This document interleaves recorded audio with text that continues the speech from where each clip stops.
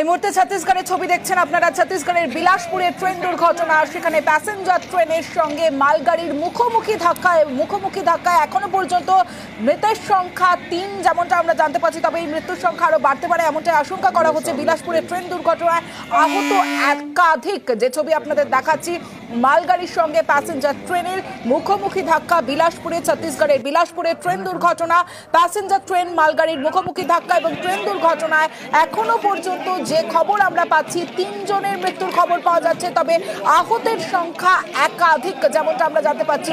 যে ছবি আপনারা দেখতে পাচ্ছেন ছত্তিশগড়ের বিলাসপুরে ট্রেন দুর্ঘটনা, প্যাসেঞ্জার ট্রেন ও মালগাড়ির মুখোমুখি ধাক্কা। কিছুক্ষণ আগে এই ঘটনা ঘটে এবং সেই ছবি আপনাদের দেখাচ্ছি। ট্রেন দুর্ঘটনায় ৩ জনের মৃত্যু এখনো পর্যন্ত যে আপডেট পাওয়া যাচ্ছে, ৩ জনের মৃত্যুর খবর পাওয়া যাচ্ছে। বিলাসপুরের ট্রেন দুর্ঘটনায় আহত একাধিক, উদ্ধার কাজ চলছে এখনো পর্যন্ত এবং বাকি যে কামরা, সেই কামরা খালি করে দেওয়া হয়েছে ইতিমধ্যেই। যে ছবি আপনাদের দেখাচ্ছি, প্যাসেঞ্জার ট্রেন মালগাড়ির মুখোমুখি ধাক্কা, ছত্তিশগড়ের বিলাসপুরের ট্রেন দুর্ঘটনা। उमेश मौर्य এই মুহূর্তে আমার সঙ্গে রয়েছেন, কথা বলবো। उमेश जी, कैसे घटी ये दुर्घटना?